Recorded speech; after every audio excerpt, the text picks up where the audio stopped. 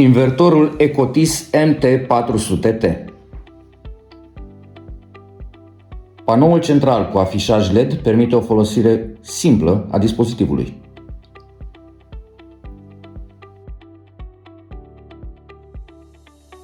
Acest aparat de sudură poate fi folosit pentru suduri de tip TIG și MMA.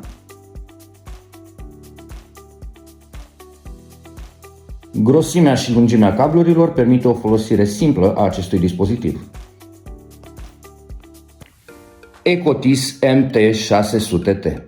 Acest aparat de sudură poate fi folosit pentru suduri de tip TIG și MMA. Afișaj simplu, ușor de folosit pe înțelesul tuturor. Clești rezistenți, cabluri lungi și groase.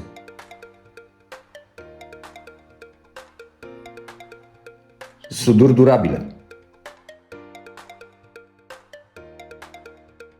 Pentru informații suplimentare și comenzi, accesați site-ul nostru www.ecotis.ro sau apelați numerele de telefon de pe ecran.